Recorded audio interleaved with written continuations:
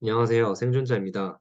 지난주에 또 물가 지수가 발표가 됐죠. 미국에서 CPI, PPI 등이 발표됐고, 이제 수치를 보면서 확연히 알 수 있는 거는 이제 인플레이션이 완전히 끝났다라는 거를 이제 수치적으로 드디어 파악을 할 수 있게 됐습니다. 그럼에도 불구하고 이제 연준은 계속해서 뒷북을 치고 있는데, 일단은 6월 금리는 이제 동결을 했고요. 올해가 가기 전에 두 번 더 인상할 수 있다라는 말을 이제 남긴 거죠. 근데 이제 문제는 시장은 그렇게 생각을 하지 않는다는 거고, 어쨌든 연준이 이미 인플레가 져버린 상태에서도 계속해서 이렇게 매파적인 발언을 계속하는 것이 과연 이제 무슨 의미일지 한번 같이 얘기를 나눠보도록 하겠습니다. 일단은 저번 주에 발표된 수치 중에서 가장 중요한 게 CPI, PPI고 그다음에 실업수당 청구 건수까지 있는데 우선 CPI를 보시면 감소세가 확연히 드러나거든요. 이게 이제 5월이 0.1%, 예상치와 똑같은데 전 월과 비교해보면 0.3%가 떨어졌고 전년 대비도 마찬가지입니다. 예상치와 이제 똑같은데 전월이랑 비교를 해보면 거의 1%가 떨어졌거든요. 그러니까 20%가 떨어진 거죠. 이제 유가가 떨어지다 보니까 이제 유가 부분이 많이 반영이 된 수치입니다. 이제 헤드라인은 이제 근원과 다르게 음식과 에너지 부분이 추가가 된 거고, 그 다음에 이제 코어 CPI를 보통 많이 얘기를 하죠. 연준도 이제 코어를 얘기를 하면서 계속해서 금리 인상을 합리화했었기 때문에 코어가 지금 5월에 0.4%가 올랐습니다. 아직까지는 계속해서 상승을 보여주고 있지만 이 상승세가 조금씩 둔화되고 있고요. 그 다음에 전년 대비로 봤을 때 하락 추세를 보여주고 있습니다. 전월 이제 5.5%에서 이번 달 이제 5월에 5.3%로 0.2%가 하락을 했죠. 그 다음에 이제 PPI를 봐야 되는데, 이제 PPI는 생산자 물가 지수고, 그 다음에 이게 CPI를 선행을 합니다. 그래서 PPI에서 먼저 디스인플레이션이나 이제 혹은 디플레이션 트렌드가 나오게 되면 그게 곧 CPI로 이어지게 되는 거고요. 5월을 보시면 이제 마이너스 0.3%가 나왔죠. 그러니까 디플레이션입니다. 그러니까 0%보다 이제 낮은 거죠. 실제로 물가가 떨어졌다라고 얘기를 하는 게 이제 5월 수치이고요. 전월과 대비했을 때도 0.5%가 떨어졌고, 그다음에 이제 전년 대비도 이제 예상치가 1.5%였는데 1.1%가 나왔어요. 그러니까 계속해서 하락이 심해지고 있구나, 심화되고 있다라는 것을 알 수가 있고, 이게 전월 대비했을 때도 이제 거의 50%가 떨어진 수치죠. 2.3%고요. 그 다음에 이제 코어 PPI도 계속해서 감소세를 유지를 하고 있습니다. 5월 같은 경우에도 이제 전월이랑 비교를 했을 때 0.1%가 떨어졌고, 예상치보다는 0.2%가 더 떨어졌고요.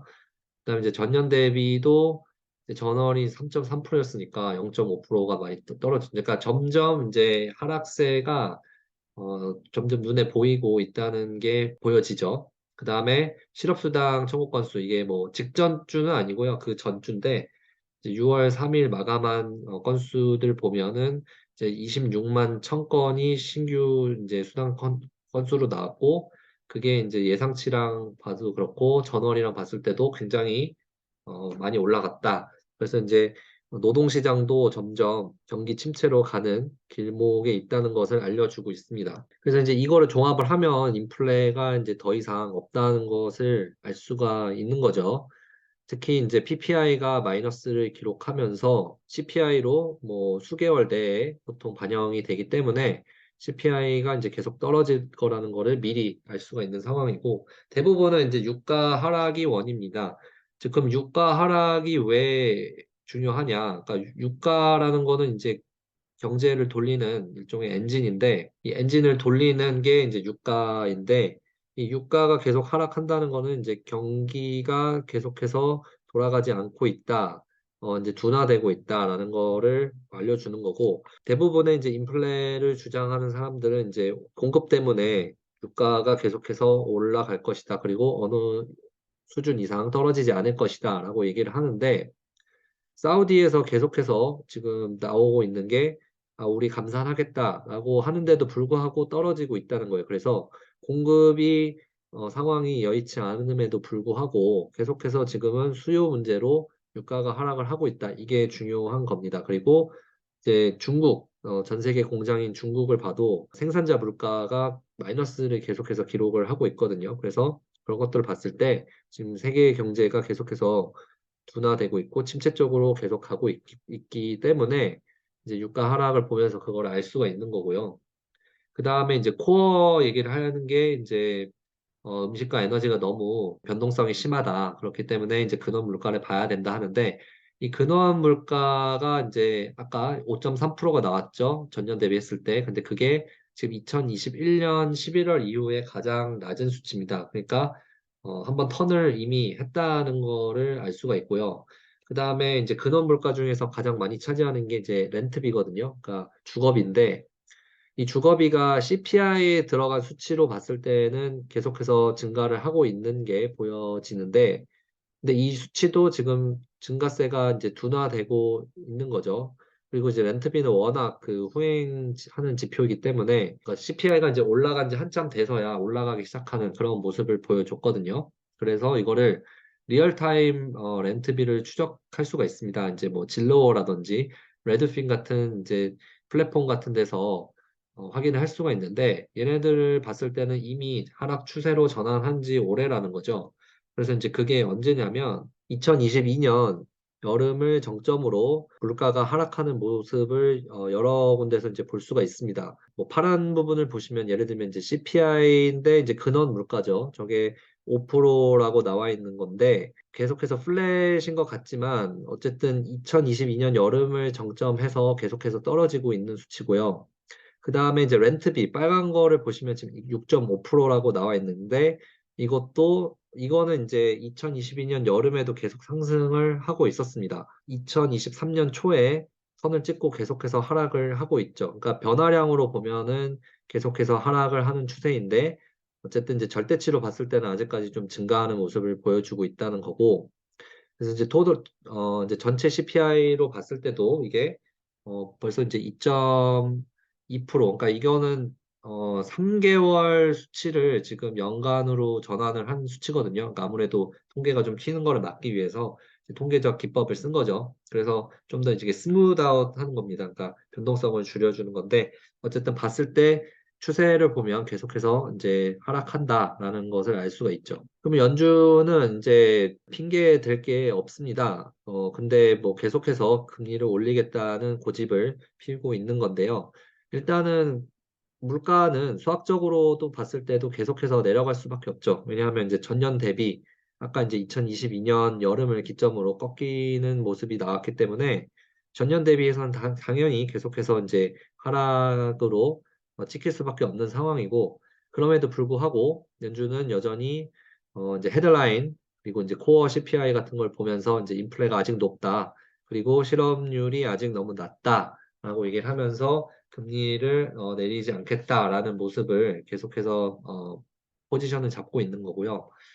근데 이제 실업률 같은 경우도 봐도 선행 지표를 항상 봐야죠. 이제 신규 청구 건수 아까 이제 6월 1주차가 이제 큰 폭으로 증가를 했고 이 신규로 받은 이후에 계속해서 받는 사람들도 증가를 하고 있습니다. 그리고 계속해서 이제 다른 영상에서도 말씀을 드리는 게 이제 실제 실업률 그리고 뭐 공고수 이런 거 말고도 이제 실질적으로 받는 시간당 임금이라든지 평균 주간 근로 시간. 왜냐하면 특히 이제 코로나가 있었기 때문에 고용주들이 그렇게 함부로 사람들을 자르거나 하지 않습니다. 왜냐하면 이제 경기가 혹시라도 다시 턴을 하게 됐을 때 이제 이 노동력을 충당하는 게 굉장히 힘들었거든요. 코로나 때문에. 그래서 함부로 이제 자르지는 않는 거고 대신에 시간을 줄인다든지 임금을 줄이고 이런 식으로 궁여지책으로 계속해서 버티고 있는 거죠. 근데 그런 선행 지표들이 계속해서 악화되는 모습을 보여주고 있습니다. 이제 연준도 어느 정도는 알고 있을 거예요. 그렇기 때문에 이제 금리를 6월에 이제 이번 달에 동결을 한 거고 CPI 자체가 어차피 후행 지표이기 때문에 이걸 보면서 금리를 결정을 한다. 이거는 이제 운전할 때 백미러만 보면서 운전하는 거랑 똑같죠. 그러니까 앞에 뭐가 오는지 모른 채로 이제 뒤에 일어난 것만 가지고 미래를 재단하는 그런 실수를 하고 있기 때문에 연준이 금리를 내리는 상황은 제가 누누이 계속해서 얘기를 하지만 이미 시장에서는 늦었다라고 판단을 할 가능성이 굉장히 높습니다. 그리고 이제 하나 또 눈여겨봐야 될 건 뭐냐면 지금 인플레가 그러면 과연 현재 경기 상황을 제대로 반영을 하는 게 맞느냐라고 했을 땐 그렇지 않다는 거죠. 왜냐하면 CPI라는 것 자체가 여러 가지 그 부분이 이제 컴포넌트가 들어가는 거고 그 컴포넌트마다 리얼타임이 적용되는 게 아니기 때문에 어떤 거는 시간이 좀 더 걸리고 어떤 거는 빨리 반응을 하고 이러기 때문에 굉장히 좀 혼란스러울 수가 있는데 일단은 CPI가 올라갈 때 이 상승을 주도했던 거는 유가죠. 그러니까 유가가 엄청나게 치솟으면서 이제 CPI 부분이 급속하게 상승을 하는 그런 모습을 보여줬었고, 근데 이제 서비스와 렌트 같은 이제 주거비를 봤을 때는 얘네들도 이제 점진적으로 올라가고 있었습니다만은 이제 실제 CPI가 급격하게 올라갈 때는 얘네들의 역할은 그렇게 크지는 않았다는 거죠. 왜냐하면 얘네들은 시간이 걸리기 때문에 이 올라가는 상황에서는 반영이 100% 되지 않았던 겁니다. 그렇기 때문에 그 당시에 예를 들면 최고치가 뭐 9.1%, 뭐 9점대 초반 뭐 이렇게 나왔을 때도 보면 실제 9.1보다는 더 높았다는 거죠. 그래서 뭐 10% 이상이다라고 봐야 되는 거고, 그게 이제 리얼타임 렌트비나 이런 것들을 봤을 때는 계속해서 치솟고 있는 상황이었거든요. 일단은 부동산이 아직 꺾이지 않은 상태였기 때문에 근데 이게 CPI는 나중에 반영이 되기 때문에 그 상승분에서 역할이 크지 않았다는 거죠. 그래서 실제 수치보다 낮게 나왔다는 게 이제 상승할 때의 CPI이고 그러면 이제 지금은 하락 사이클이기 때문에 또 반대로 작용을 하는 거죠. 유가는 이미 빠져버렸고 그래서 그게 이제 헤드라인 CPI에 먼저 적용이 됐던 건데 그다음에 이제 서비스 렌트는 계속해서 하락을 이제 못하게 막는 게 이제 얘네들이란 말이에요. 왜냐하면 얘네들은 이제 늦게 오르고 늦게 내려가기 때문에 그러면 지금 나오는 예를 들면 뭐 근원 CPI가 5%다, 뭐 헤드라인 CPI가 뭐 4%다 이게 과연 그러면 지금 현재 진짜로 5%를 얘기하냐? 그럼 그게 아니고 이런 렌트비나 서비스 리얼타임으로 봤을 때는 얘네들도 이미 하락을 한지 좀 됐습니다.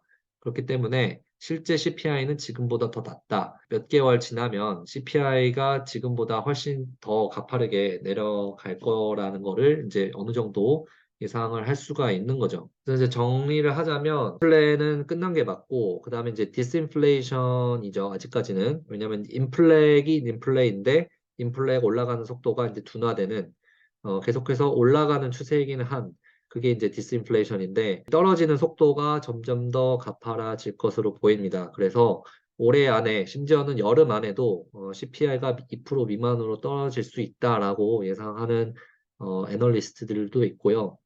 이게 이제 2022년부터 본격적으로 하락이 많이 시작이 됐기 때문에 전년 대비 수치가 나왔을 때는 계속해서 하락폭이 커질 수밖에 없는 거죠. 근데 이제 그럼에도 불구하고 연준은 똑같은 실수를 반복을 하고 있습니다. 이제 2007년, 2008년 당시에 이제 우리가 이미 경기 침체의 한가운데 있었죠.